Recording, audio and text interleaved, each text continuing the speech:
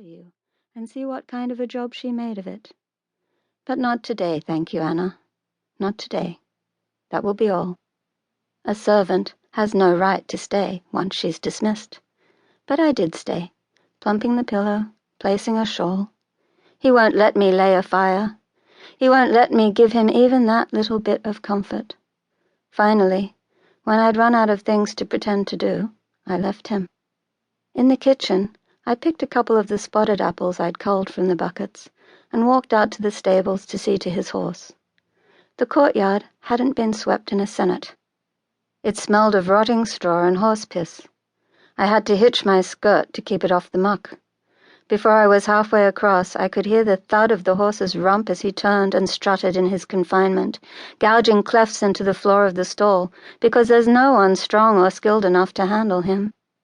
The stable boy, whose job it was to keep the courtyard raked, was asleep on the floor of the tack room.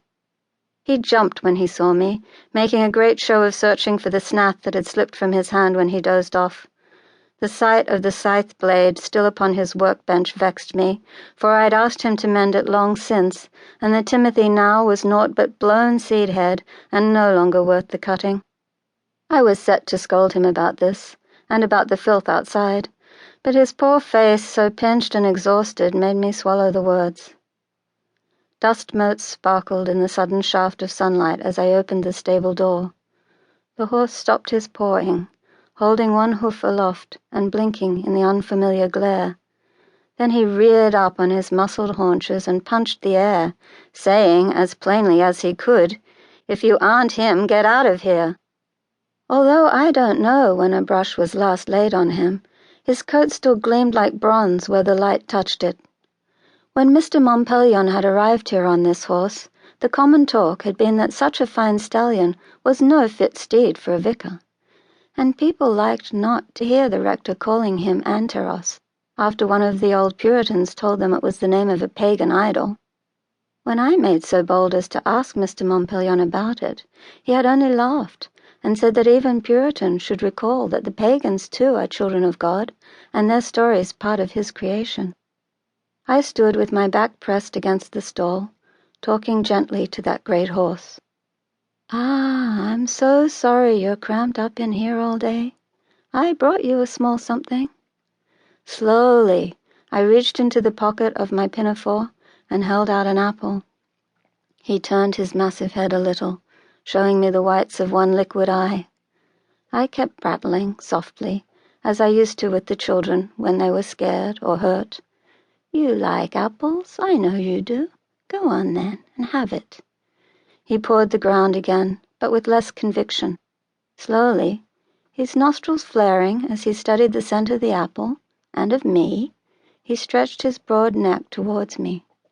His mouth was soft as a glove, and warm as it brushed my hand, taking the apple in a single bite.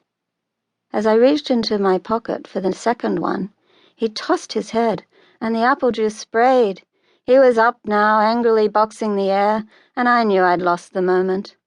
I dropped the other apple on the floor of the stall and slid out quickly, resting my back against the closed door, wiping a string of horse spittle from my face. The stable boy slid his eyes at me and went silently on with his mending. Well, I thought, it's easier to bring a small comfort to that poor beast than it is to his master. When I came back into the house, I could hear that the rector was out of his chair, pacing. The rectory floors are old and thin, and I could follow his steps by the creak of the boards. Up and back he walked, up and back, up and back. If only I could get him downstairs to do his pacing in the garden. But once, when I suggested it, he looked as if I'd proposed something as outlandish as a trek up the White Peak. When I went to fetch his plate, the apple slices were all there, untouched, turning brown. Tomorrow, I'll start to work with the cider press. He'll take a drink without noticing sometimes, even when I can't get him to eat anything. And it's no use letting a cellar full of fruit go bad. If there's one thing I can't stand any more, it's the scent of a rotting apple. At day's end, when I leave the rectory for home, I prefer to walk through the orchard on the hill than go by the road and risk meeting people.